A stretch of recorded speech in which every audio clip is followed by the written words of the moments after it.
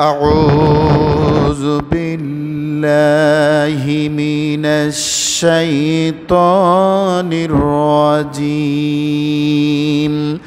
بسم الله الرحمن الرحيم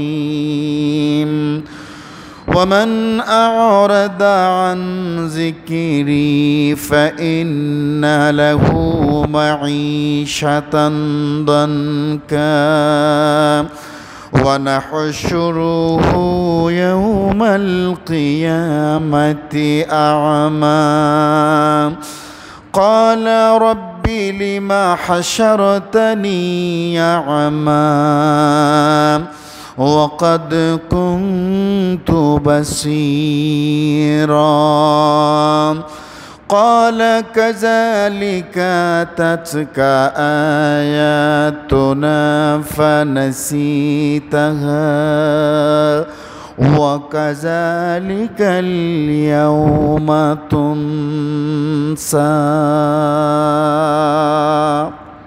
আল্লাহ রাব্বুল আলামিন বলছেন, যে সকল ব্যক্তি আমার স্মরণ থেকে, আমার জিকির থেকে মুখ ফিরিয়ে নেবে, বিমুখ হয়ে যাবে, তাদের দুনিয়ার জীবনটা হবে সংকীর্ণ, দুনিয়ার জীবনটা হবে কষ্টের কণ্ঠকাকীর্ণ, এবং আখিরাতের জীবনটা হবে তাদের জন্য আরও কষ্টদায়ক। কিয়ামতের ময়দানে তাদেরকে উপস্থিত করা হবে অন্ধ করে। সেদিন যখন তারা অন্ধ হবে, তখন তারা বলবে, হে আমাদের রব, পৃথিবীতে তো আমি চক্ষুষ্মান ছিলাম, আমার দুটি চোখ ছিল, আমি দুনিয়ার সমস্ত কিছুকে দেখেছি, আজকে কেন আমি অন্ধ হয়ে গেলাম? আমার চক্ষুগুলো গেল কোথায়?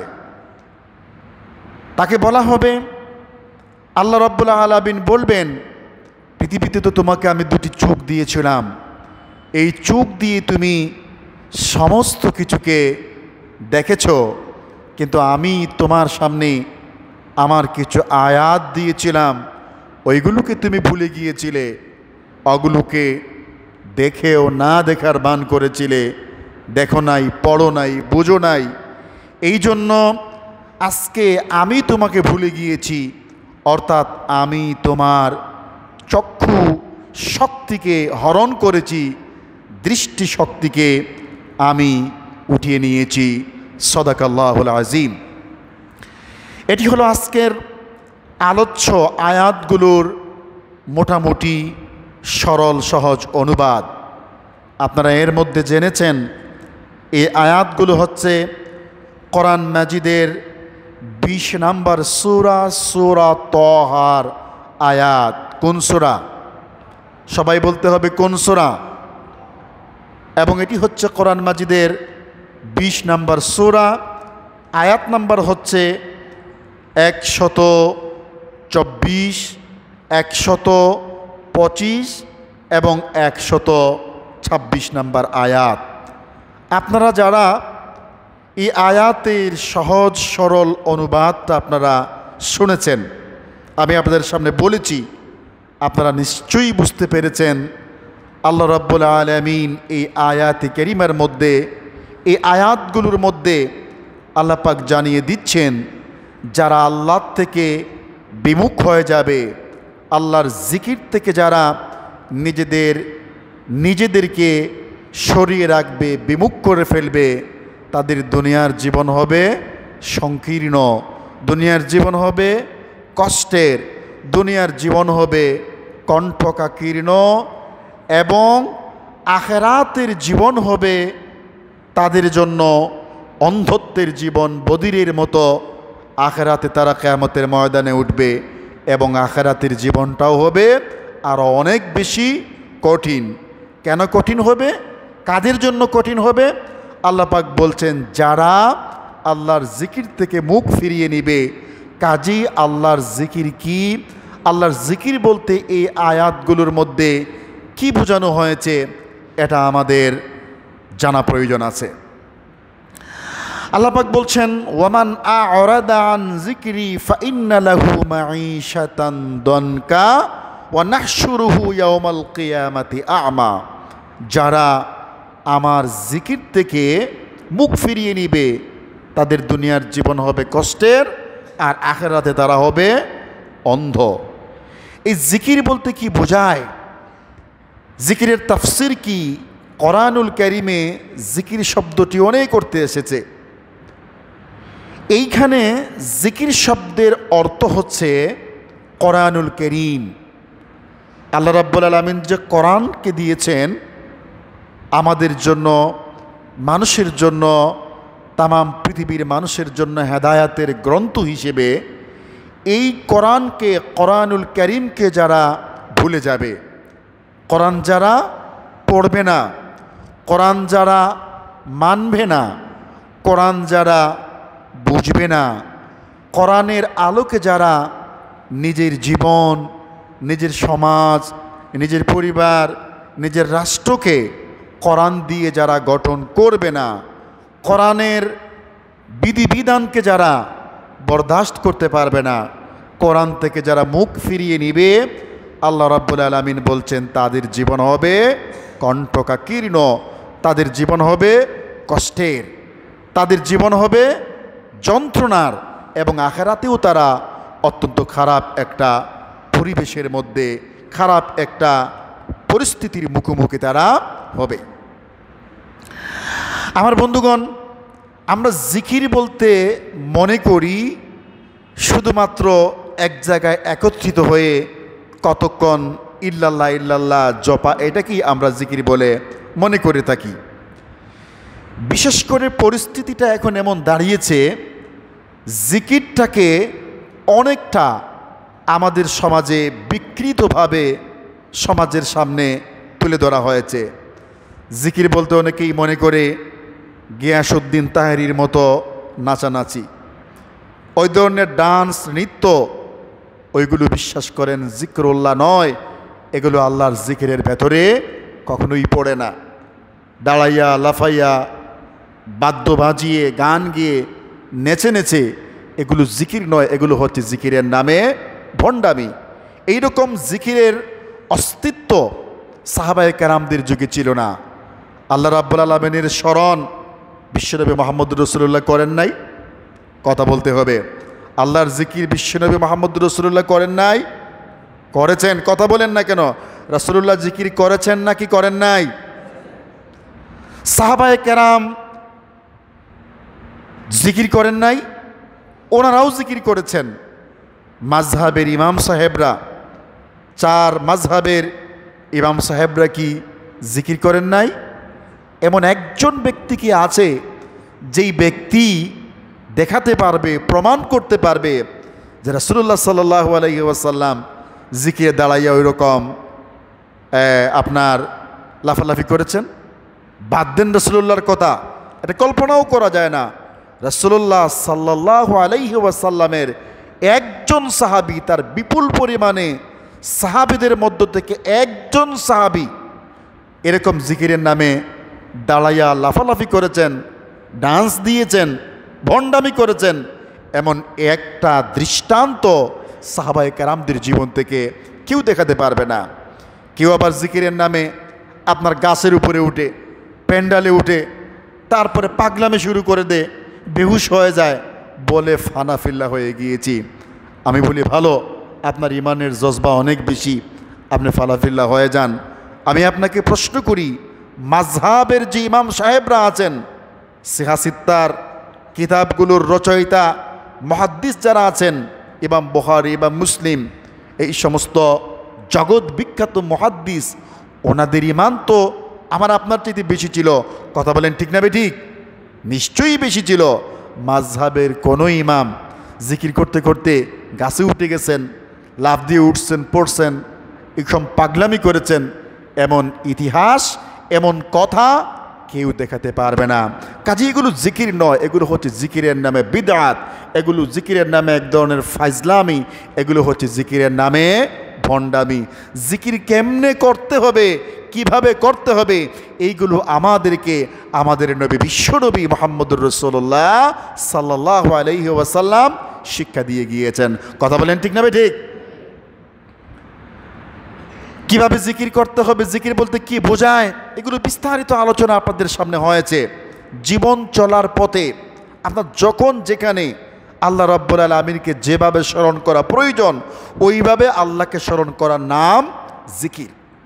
সুন্দর একটি জিনিস দেখেছেন, আপনি হৃদয় থেকে বলেন সুবহানাল্লাহ, জিকির হয়ে গেল। আপনি কোনো একটা ভালো কাজ করতে পেরেছেন, আপনি খুশি হয়ে কৃতজ্ঞ চিত্তে বলেন আলহামদুলিল্লাহ, সমস্ত প্রশংসা আল্লাহর, জিকির হয়ে গেল। আপনি মন্দ একটা কাজ করেছেন, আপনার অনুশোচনা করা প্রয়োজন, আপনি বলেন আস্তাগফিরুল্লাহ, আপনার তাওবাও হয়ে গেল, আল্লাহকেও স্মরণ হয়ে গেল। আপনি খাবার শুরু করেছেন, আপনি বিসমিল্লাহ বলে খাবার শুরু করেন, জিকির হয়ে গেল।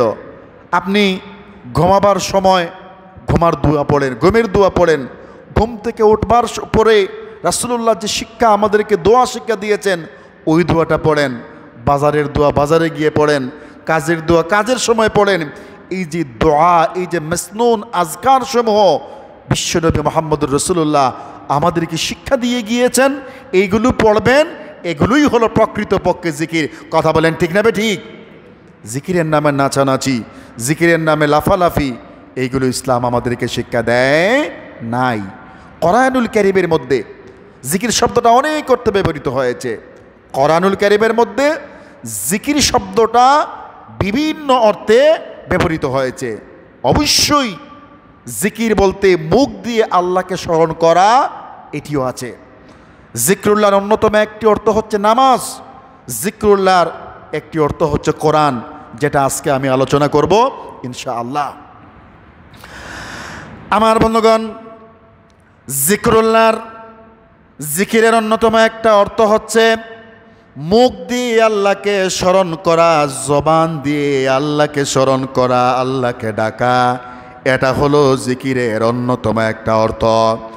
আল্লাহ রাব্বুল আলামিন কোরআনুল কারীমের মধ্যে জানায়া দেন, ফাইজা কাদাইতুমুস সালাতা ফাযকুরুল্লাহা কিয়ামাও ওয়া কুউদাও ওয়া আলা জুনুবিকুম।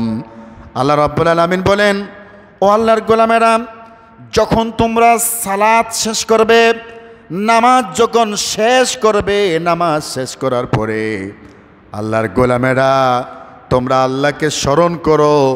বসে বসে আল্লাহকে স্মরণ করো, দাঁড়ায় দাঁড়ায় আল্লাহকে স্মরণ করো, শুয়ে শুয়ে আল্লাহকে স্মরণ করো। বৈশাও আল্লাহকে ডাকা যায়, দাঁড়াইয়াও আল্লাহকে ডাকা যায়, শুয়ে শুয়েও ডাকা যায়। আল্লাহ রাব্বুল আলামিন বিশেষ করে জানায় দেন, গোলামেরা নামাজ যখন শেষ করবে, সালাত যখন শেষ হবে, তখন তোমরা আল্লাহকে স্মরণ করো, আল্লাহর জিকির করো। নামাজের পরে জিকির আছে না নাই? কথা বলেন না, নামাজের পরে জিকির আছে না নাই? নামাজের পরে দোয়া আছে না নাই? আছে, আছে। কেউ বলে নামাজের পরে দোয়া নাই, এটাও এক প্রকার বাড়াবাড়ি। এবং যারা নামাজের পরে মুসল্লিদেরকে জিকিরের সময় না দিয়া সালাম ফেরাবার সাথে সাথে ডানে বায়ে সালাম ফিরে যাই আল্লাহুম্মা আমিন শুরু করে দে, এরা সুস্পষ্ট বিদআতের মধ্যে আছে। কথা বলেন ঠিক না ঠিক? আমার বন্ধুগণ, বিশ্বনবী রাসূল আরবি সাল্লাল্লাহু আলাইহি সাল্লাতু ওয়াত তাসলিম ফরজ নামাজ যখন শেষ করেছেন, ফরজ নামাজ শেষ করে আমার নবী বিশ্বনবী 3 বার তিনি বলতেন আস্তাগফিরুল্লাহ। আল্লাহর নবী বলতেন আস্তাগফিরুল্লাহ, আল্লাহর নবী বলতেন আস্তাগফিরুল্লাহ, আল্লাহর নবী বলতেন আস্তাগফিরুল্লাহ। সহিহ মুসলিমের মধ্যে এসেছে বিশ্বনবী 3 বার সালাম ফেরায়া বলতেন তিনি আস্তাগফিরুল্লাহ। বিশ্বনবী তারপরে তিনি সুবহানাল্লাহ তাসবিহটা পড়তেন 33 বার, আলহামদুলিল্লাহ তাসবিহটা পড়তেন তিনি আরও 33 বার, আল্লাহ নবী আরও 33 বার তিনি পড়তেন আল্লাহু আকবার। 3টা 33-এ 99 বার হয়ে গেল। তারপরে আল্লাহ নবী বিশ্বনবী রাসূল আরবি সাল্লাল্লাহু আলাইহি সাল্লাতু ওয়াত তাসলিম তিনি একটি দোয়া পড়তেন।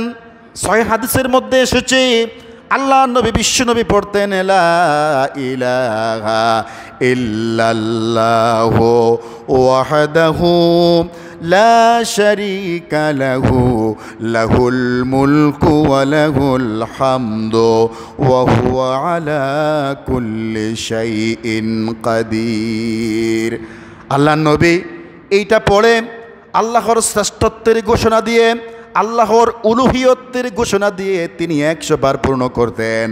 তারপরে আল্লাহ নবী সূরা ইখলাস পড়তেন, নবীজি সূরা ফালাক পড়তেন, আল্লাহ নবী সূরাতুন নাস পড়তেন, আয়াতুল কুরসি পড়তেন। তারপরে আমার বন্ধুগণ বিশ্বনবী আর অনেকগুলো দোয়া করতেন। হাদিসের কিতাবের মধ্যে আসছে আল্লাহ নবী বিশেষ করে দোয়া করতেন আল্লাহুম্মা আনতাস সালাম ওয়া মিনকাস সালাম তাবারাকতা ইয়া যাল জালালি ওয়াল ইকরাম।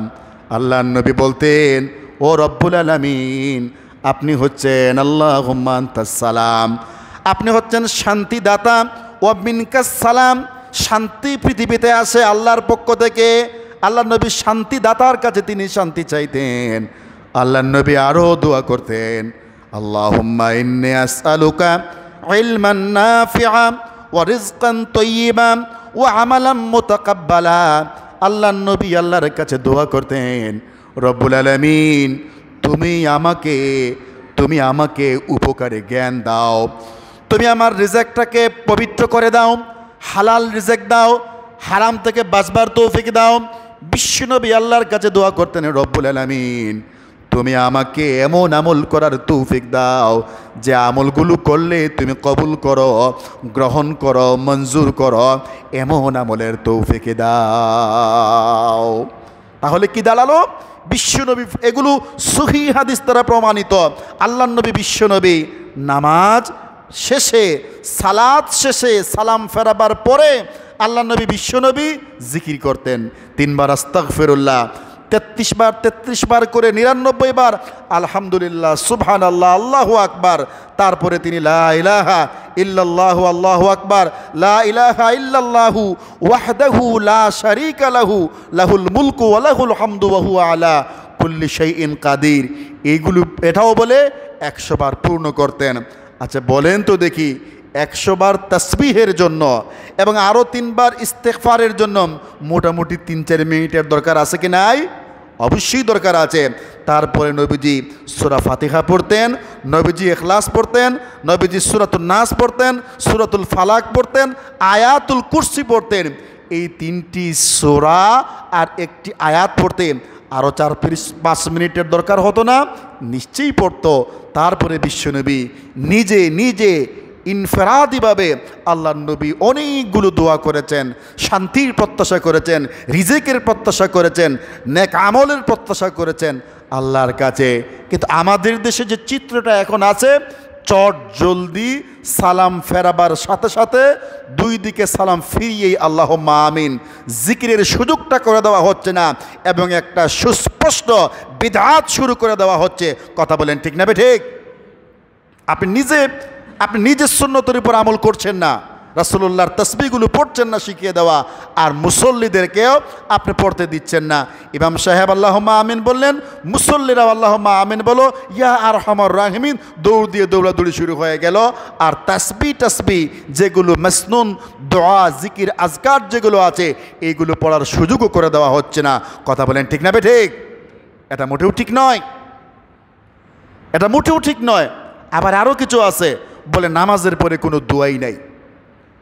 একেবারে সালাম ফেরাবার সাথে সাথে হুড়মুড় করে মুসল্লিদের সামনে দিয়ে, মুসল্লিদেরকে পেছনে পেলে পদদলিত করে উনি একেবারে সহি আমলের অধিকারী হয়েছেন। মসজিদ থেকে দৌড়াদৌড়ি করে আগে বাগে বের হয়, সালাম ফিরাইয়া আপনি তাসবিহগুলো পড়ে মসজিদের দিকে তাকালে দেখবেন আমার তরুণরা, আমার যুবকরা বেশিরভাগই চলে গিয়েছে।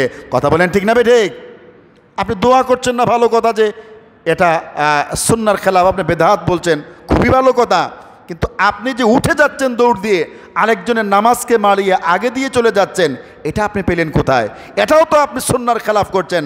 রাসূলুল্লাহ সাল্লাল্লাহু আলাইহি ওয়াসাল্লাম তিনি তাসবিহ পড়তেন, তিনি আজকার সমূহ পড়তেন, দোয়া করতেন, ওইটাকেও আপনি সময় দিচ্ছেন না। বাস্তবতা হলো দুপক্ষই সুন্নাহর খেলাফ করছি। কথা বলেন ঠিক না ঠিক? এই জন্য ফরজ নামাজের পরে আপনার যদি খুব তাড়া থাকে সেটা ভিন্ন কথা, ডেইলি আপনার তাড়া পড়বে, এত তাড়া কিসের জন্য আপনি করছেন? আপনাকে ওটা ফরজ করে দিচ্ছি না। ফরজ নামাজের পরে, সালাতের পরে রাসূলুল্লাহ সাল্লাল্লাহু আলাইহি ওয়াসাল্লাম আমাদেরকে শিক্ষা দিয়েছেন আমরা তাসবিহ সমূহ পড়ব, আজকার সমূহ পড়ব। আমরা সূরাতু ইখলাস, সূরা ফালাক, সূরাতুন নাস, আয়াতুল কুরসি আমরা পড়ব। তারপরে আমরা আল্লাহর কাছে রাসূলুল্লাহ সাল্লাল্লাহু আলাইহি ওয়াসাল্লাম দোয়া শিক্ষা দিয়েছেন। আমরা আমাদের নিজের কথা, আমাদের জীবনের কথা, আমাদের পরিবারের কথা, আমাদের সকল কথাগুলো আল্লাহর কাছে বলবো। এই শিক্ষা আমাদেরকে দিয়ে গিয়েছেন আমাদের প্রাণের নবী মুহাম্মদুর রাসূলুল্লাহ। আমার ভাইয়েরা, আমি যেখানে কথা বলছিলাম, আল্লাহ রাব্বুল আলামিন সূরা তাহার আয়াতে কারিমার মধ্যে বলে দিয়েছেন, ওয়ামান আ'রাদা আন যিকরি ফাইন্না লাহু মাঈশাতান দানকা। যারা আল্লাহর জিকির থেকে মুখটাকে ফেরায় নেবে, যারা জিকির করবে না, আল্লাহকে স্মরণ করবে না, আল্লাহর জিকির থেকে যারা নিজেদের মুখটাকে ফেরায় নেবে, আল্লাহ রাব্বুল আলামিন বলছেন ফাইন্না লাহু মাঈশাতান দানকা। আল্লাহ পাক তাদের জীবনটাকে, দুনিয়ার জীবনটাকে কণ্ঠকাকীর্ণ করে দিবেন, সংকীর্ণ করে দিবেন, দুনিয়ার জীবনটাকে কষ্টের করে দিবেন। ওয়া নাহশুরুহু ইয়াউমাল কিয়ামাতি আ'মা। এবং কিয়ামতের দিন তাকে অন্ধ করে তুলবেন, তার চক্ষু থাকবে না। দুনিয়ায় চক্ষু ছিল, ওই সময় আর চক্ষু খুঁজে পাওয়া যাবে না, অন্ধ হয়ে যাবে। চোখ দিয়ে যখন কিচ্ছু দেখতে পারবে না, তখন তারা বলবে, রব, দুনিয়ায় তো আমার চক্ষু ছিল, আমার চক্ষুটা আজকে কোথায় গেল? আল্লাহ রাব্বুল আলামিন বলেন, কাযালিকা আতাতকা আয়াতুনা ফানাসিতাহা ওয়া কাযালিকাল ইয়াউমা তুনসা। আমি তোমাদেরকে দুনিয়ায় চক্ষু দিয়েছিলাম, আমি তোমাদেরকে আমার জিকির দিয়েছিলাম, তোমরা জিকির দেখো নাই, জিকিরকে অনুসরণ করো নাই, তোমরা আমার জিকির ভুলে গিয়েছিলে। এই জন্য আল্লাহ, আমি তোমাদেরকে ভুলে গিয়েছি, আমাদের চক্ষু তোমাদের চক্ষুকে হরণ করে দিয়েছি। তোমরা আমাকে ভুলে গিয়েছিলে, আমার জিকির ভুলে গিয়েছিলে, এই জন্য আজকে কিয়ামতের দিন কঠিন সময়ে আমি তোমাদেরকে ভুলে গিয়েছি। আমার বন্ধুগণ, এই আয়াতে কারিমায় জিকির বলতে কি বোঝানো হয়েছে? সূরা তাহার এই আয়াতে কারিমাগুলোর মধ্যে জিকির বলতে কোন জিকিরের কথা বোঝানো হয়েছে? তাফসীর কারকরা এ ব্যাপারে বেশিরভাগ তাফসীর কারক বলেছেন এই আয়াতে কারিমার মধ্যে জিকির বলতে আল্লাহর কোরআনকে বোঝানো হয়েছে। এই আয়াতে যেমন কোরআনুল কারীমকে জিকির বলে উল্লেখ করা হয়েছে, ঠিক তেমনিভাবে কোরআনুল কারীমের সূরা আল হিজরের মধ্যে আল্লাহ রাব্বুল আলামিন কোরআনুল কারীমকে জিকির বলে উল্লেখ করেছেন। আল্লাহ রাব্বুল আলামিন বলেন, ইন্না নাহনু নাযালনা যিকরা ওয়া ইন্না লাহু লাহাফিজুন। আল্লাহ রাব্বুল আলামিন বলেন, নিশ্চয়ই আমি জিকিরকে নাজিল করেছি। জিকির নাজিল করেছি মানে কোরআন নাজিল করেছি, আমি কোরআন নাজিল করেছি, আর এই কোরআনকে আমি আল্লাহ হেফাজত করব। আমার বন্ধুগণ, ওই আয়াত সূরাতু হিজরের 9 নম্বর আয়াতে কারিমা এবং এই সূরা তাহার এই আয়াতগুলো 24, 25, 26 আয়াতগুলো, আয়াতের আগের পরের বক্তব্যগুলো আমাদের কাছে স্পষ্ট করে প্রমাণ করে দিচ্ছে আল্লাহ রাব্বুল আলামিন এই আয়াতে কারিমায় জিকির বলতে আল্লাহর কোরআনকে বোঝাতে চেয়েছেন। অর্থাৎ যাদের সামনে কোরআন এসেছে, যাদের জন্য কোরআন নাজিল হয়েছে, কোরআন নাজিল হওয়ার পরেও, কোরআন পাওয়ার পরেও কোরআনকে যারা ভুলে যায়, কোরআন থেকে যারা মুখ ফিরায় নেয়, আল্লাহ রাব্বুল আলামিন বলছেন তাদের দুনিয়ার জীবন হবে কষ্টের, তাদের দুনিয়ার জীবন হবে কষ্টের, এবং আখিরাতে তারা অন্ধ হয়ে বধির হয়ে উঠবে। দুনিয়ায় চক্ষু ছিল, কোরআন পড়ে নাই, চক্ষু ছিল, কোরআন দেখার চেষ্টা করে না, এই জন্য আল্লাহ রাব্বুল আলামিন কিয়ামতের দিন তার চক্ষুটাকে উঠায় নেবেন। আল্লাহ পাক সুস্পষ্টভাবে জানিয়ে দিচ্ছেন, আমি যাদেরকে কোরআন দিলাম, এই কোরআন যারা ভুলে গিয়েছে, কোরআন থেকে মুখ ফিরিয়ে নিয়ে গিয়েছে, তাদের দুনিয়ার জীবনটা হবে কষ্টের এবং আখিরাতের জীবনে তারা অন্ধ হয়ে উঠবে। আমার বন্ধুগণ, কোরআন থেকে মুখ ফিরিয়ে নেওয়া বলতে আমরা কি বুঝি? কোরআন থেকে মুখ ফিরিয়ে নেওয়া বলতে যা বোঝায়, এক নাম্বার কথা হলো আমরা কোরআন নিজেরা পড়তে জানি না। বেশিরভাগ মুসলমান আল্লাহর কালাম, আল্লাহর কিতাব কোরআনুল কারীমকে, কোরআন মাজিদকে আমরা পড়তে পারি না। এমন মুসলমান আছে না নাই? কথা বলেন না কেন? আপনারা মনে হয় সবাই পারেন। আমি যদি একটু যাচাই করি কারা কারা কোরআন পারেন না, অনেক হাত উঠবে কি উঠবে না? উঠবে।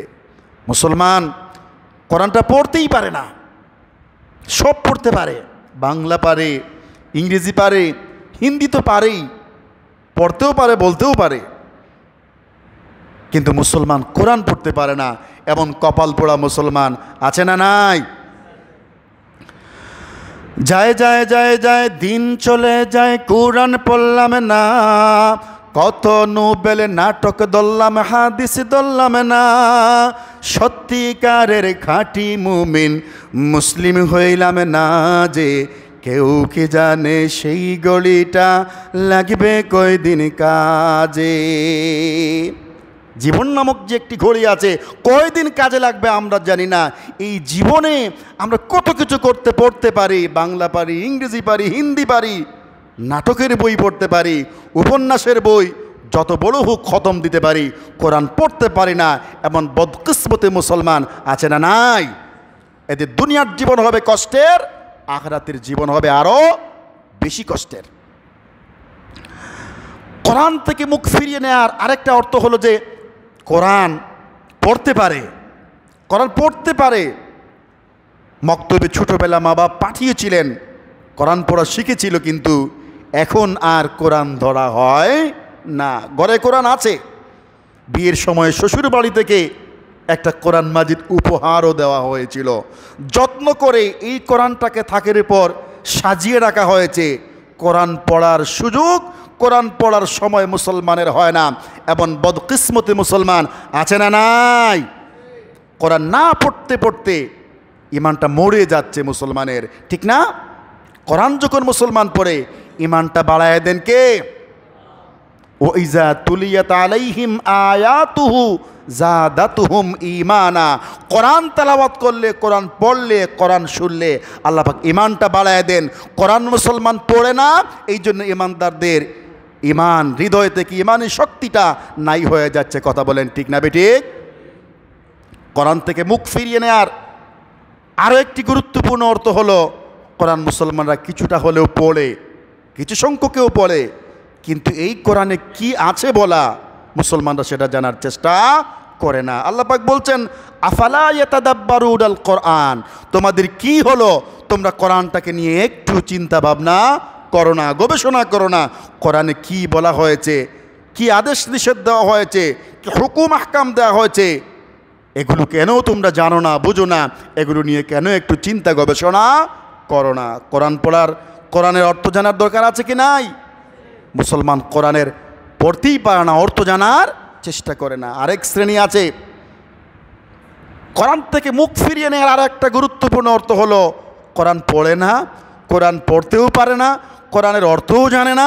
কেউ যদি কোরআনের কথা বলে গায়ে জ্বালা পোড়া তৈরি হয়ে যায়, এমন কিছু বদকিসমতি মানুষ সমাজে আছে না নাই? কোরআনকে সহ্য করতে পারে না, কোরআন বরদাস্ত হয় না, কোরআনের আইন মানে না, বলে কোরআনের আইন চলবে না। কোরআন দিয়ে এখন পৃথিবী চলবে কেমনে? ওইটা আগে চলতো ১৫০০ বছর আগে, এখন কোরআন দিয়ে কেমনে চালানো যায়, এরকম কথা সমাজে আছে না নাই? এরা কোরআন থেকে বিমুখ হয়ে গিয়েছে।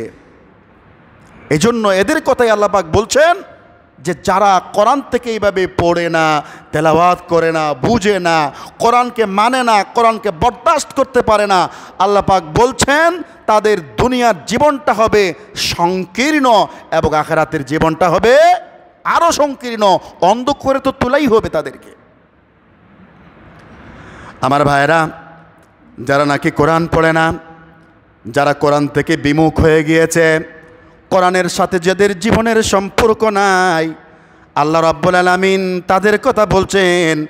আল্লাহ পাক বলছেন, ফাইন্না লাহু মাঈশাতান দানকা ওয়া নাহশুরুহু ইয়াওমাল কিয়ামাতি আমা। তাদের দুনিয়ার জীবনটা হবে সংকীর্ণ, কষ্টের জীবন হবে। দুনিয়ার জীবনটা কষ্টের জীবন বলতে কি বোঝায়? তাফসিরে বলা হয়েছে যে দুনিয়ায় লাঞ্ছনা থাকবে, অপমান থাকবে, অপদস্থ তারা হবে। সম্পদ থাকতে পারে, সম্পদে বরকত থাকবে না, রিজিক থাকতে পারে, কোটিপতি হতে পারে, শিল্পপতি হতে পারে, শিক্ষিত হতে পারে, সজ্জন হতে পারে, সমাজে প্রতিষ্ঠিত হতে পারে, কিন্তু কোরআন থেকে বিমুখ হওয়ার কারণে, কোরআনের বিরোধিতা করার কারণে, ইসলামের বিরোধিতা করার কারণে এদের জীবনে শান্তি থাকবে না, লাঞ্ছিত হওয়া লাগবে। দুনিয়ার জীবনে লাঞ্ছিত হওয়া লাগবে। কবরের লাঞ্ছনা কি? রাসূলুল্লাহ হাদিসে সুস্পষ্ট বলেছেন। আর এরপরে জাহান্নামের যন্ত্রণা কি? সেটাও তো কোরআন হাদিসের মধ্যে বিস্তারিত আছে। আল্লাহ পাক এখানে বলছেন, যারা কোরআনের বিরোধিতা করে, কোরআন থেকে বিমুখ হয়ে যায়, মুখ ফিরিয়ে নেয়, কোরআনের সাথে যাদের সম্পর্ক নাই, তাদের দুনিয়ার জীবন হবে কষ্টের। দুনিয়ার জীবনটা কেমনে কষ্টের হয়? তার সবচাইতে বড় কোরআনের বিরোধিতা যারা করে, আল্লাহর আইনের বিরোধিতা যারা করে, কোরআন পন্থীদেরকে যারা দমিয়ে রাখবার চেষ্টা করে, তাদের জীবনটা কত কণ্ঠকাকীর্ণ, তাদের জীবনটা কত কষ্টের, তার একটা জ্বলন্ত উদাহরণ এই সপ্তাহে বাংলাদেশের মানুষ পেয়েছে। বাংলাদেশের একজন সাবেক প্রধান বিচারপতি জনাব সুরেন্দ্র কুমার সিনহা, তিনি আমার এলাকার লোক, ব্যক্তিগতভাবে আমি তার শুভকামনা করি। তিনি প্রধান বিচারপতি হলেন। আইনের একেবারে সর্বোচ্চ আসনে বসে অনেক বেআইনি কাজ তিনি করেছেন। ওইখানে বসে বহু নিরীহ ইসলামপন্থীদের জীবন মৃত্যুর খেলায় তিনি গোপনে আতাত করে খেলাধুলা করেছিলেন। কথা বলেন ঠিক না? তার সময়ে স্কাইপ কেলেঙ্কারি হয়েছে। তার সময়ে আদালত পাড়া থেকে আপনার সুকরঞ্জন বালিকে উঠিয়ে নেওয়া হয়েছে। মাননীয় প্রধান বিচারপতি একটা টু শব্দও তিনি করেন নাই সেদিন। তার সময়ে বিচারাধীন একটি বিষয়কে কেন্দ্র করে ব্রিগেডিয়ার আবদুল্লাহিল আমান আল আজমিকে উঠিয়ে নেওয়া হয়েছে। মাননীয় প্রধান বিচারপতি একটা শব্দও তিনি করেন নাই। তার সময় বাবা বিচারের মঞ্চে ছেলে ব্যারিস্টার মীর আরমানকে গুম করা হয়েছে, আজও জাতি তাকে পায় নাই। মাননীয় প্রধান বিচারপতি একটা কথাও তিনি বলেন নাই। বহু মানুষের জীবন এবং মৃত্যুর খেলার সাথে গোপন আতাত তার ছিল। মাননীয় প্রধান বিচারপতি মনে করেছিলেন যে খেলা বোধ হয় ওইখানেই শেষ। আল্লাহ কিন্তু সেটা শেষ করতে দেন নাই। এক থাপ্পড়ে প্রধান বিচারপতির চেয়ার থেকে বাংলাদেশের বাহিরে চলে যেতে হয়েছিল। কথা বলেন ঠিক না ঠিক? তিনি শুধু যে বাহিরে গিয়েছিলেন তা নয়, আমাদের গণমাধ্যমে আসে বড় কষ্টের জীবন তার, প্রবাসীর জীবন। এবার আমরা দেখলাম সত্যিই তিনি আইন লঙ্ঘনকারী ছিলেন। আদালত তাকে 11 বছরের দণ্ড দিয়েছে। এখন তিনি একজন দণ্ডপ্রাপ্ত অপরাধী হিসেবে বাংলাদেশের মানুষের কাছে চিত্রিত হয়েছেন। কথা বলেন ঠিক না ঠিক? আপনি কোরআনের বিরোধিতা করবেন, কোরআনের কর্মীদেরকে যা তা করবেন, আজ কাল পরশু বিপদ আপনার জন্য আসবেই। লাঞ্ছনা বঞ্চনা কষ্ট আপনার জীবনে আসবে কি আসবে না? অবশ্যই আসবে। আরও যারা আছে ভাববে না এমন যে সুরেন্দ্র কুমার সিনহা পর্যন্তই আল্লাহ আছেন, পরে মনে হয় আমাদের রব নাই। মনে রাখো, যারা আল্লাহর আইনের বিরোধিতা করবে, আজ হোক কাল হোক, তোমাদের জীবনে লাঞ্ছনা বঞ্চনা কষ্ট আসবেই আসবে। এটা হচ্ছে কোরআনুল কারীমের সুস্পষ্ট নির্দেশনা। কথা বলেন ঠিক না ঠিক? আমার ভাইয়েরা, কোরআনের বিরোধিতা যারা করে তাদের কবরের জীবনটা কেমন হবে? আল্লাহর নবী বিশ্বনবী সাহাবায়ে কেরামদেরকে সেটা জানিয়ে গিয়েছেন। আল্লাহর নবী বলেন, সাহাবেরা কোরআন থেকে যারা মুখ ফিরায় নে তাদের কবরের জীবনটা কেমন হবে তার উদাহরণ হলো কবরের জীবনে তিন্নি নামক সাপ তাদেরকে ছোবল দিবে। কবরে যখন যাবে তখন প্রত্যেকটা ব্যক্তির জন্য ৯৯টা সাপ থাকবে, আর ওই ৯৯টা সাপের প্রত্যেকটার ৭টা করে মাথা হবে, এবং যতক্ষণ পর্যন্ত না কিয়ামত সংগঠিত হবে ততক্ষণ পর্যন্ত কবরে তাদেরকে কামড়াতে থাকবে। নাউজুবিল্লাহ। যারা কোরআনের বিরোধিতা করে কবর হবে কষ্টের। তারপরে ময়দানে মাহশরে আল্লাহ পাক কেমনে তুলবেন? আল্লাহ পাক বলেন ওয়াসিকাল্লাযীনা কাফারু ইলা জাহান্নামা যুমারা। কিয়ামতের দিন তাদেরকে ধাক্কাতে ধাক্কাতে একেবারে গরুর গোষ্ঠীকে গরুর রাখাল যেভাবে পিটাইয়া পিটাইয়া হাঁকাইয়া ধমকাইয়া লইয়া যায়, কিয়ামতের ময়দানে তাদেরকে এভাবে পিঠায়ে আল্লাহ পাক ময়দানে মাহশরে উপস্থিত করবেন, হাজির করবেন। শুধু এখানেই শেষ? তারপরে জাহান্নামে কি হবে এত বিস্তারিত আলোচনা করার সুযোগ নাই। আমি আপনাকে শুধুমাত্র একটা আলোকপাত করতে চাই। আল্লাহ পাক বলছেন লা ইয়ামুতু ফিহা ওয়ালা ইয়াহইয়া। সেখানে এত শাস্তি হবে, শাস্তি পাইয়া মারা যাবে না। আপনি তো ক্রস ফায়ার দিয়া মেরে ফেলতে পারেন, আপনি তো পেটাইয়া বহু মানুষকে মেরে ফেলতে পারেন, মরলে তো বড্ড লোক বেঁচে গেল, ফাঁসির মঞ্চে উঠেছে, সে তো নিষ্কৃতি পেয়ে গিয়েছে। কিন্তু যে ব্যক্তি তিলে তিলে মরে, যার মৃত্যু নাই, খালি মায়েরই খায়, এর কষ্ট আরও অনেক বেশি। কথা বলেন ঠিক না ঠিক?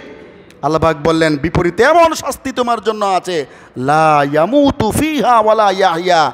একেবারে অনন্তকাল পর্যন্ত শাস্তি হবেই হবে, মরবাও না, বাঁচবাও না। যারা কোরআনের বিরোধিতা করে কোরআন থেকে মুখ ফিরিয়ে নে, এটি হচ্ছে তাদের পরিণাম। কথা বলেন ঠিক না ঠিক? আল্লাহ পাক আমাদেরকে কোরআনের সাথে সম্পর্ক রাখবার তৌফিক দান করুন। সকলে পড়ি আল্লাহুম্মা আমিন। আমি যে আয়াতগুলো আপনাদের সামনে পড়লাম সেটি হচ্ছে কোরআনুল কারীমের সূরা তাহা 20 নম্বর সূরা। কত নম্বর সূরা? 20 নম্বর সূরা। আলোচনা করেছি 24, 25 এবং 26 নম্বর আয়াত। যারা লাইটে এসেছেন বাড়িতে একটু গিয়ে মিলায়ে দেখবেন কথাগুলো ঠিক আছে তো।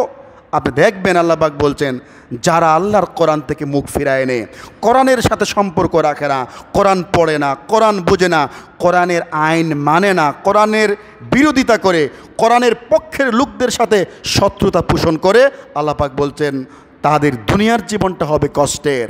তাদের দুনিয়ার জীবনটা হবে কষ্টের, সুখ থাকবে না, শান্তি থাকবে না, বালিগালি সব থাকতে পারে, সংকীর্ণ হবে, লাঞ্ছিত হবে, অপদস্থ হবে, এবং কিয়ামতের দিন তাদেরকে অন্ধ বধির লাঞ্ছিত অপদস্থ করে তুলে ধরা হবে।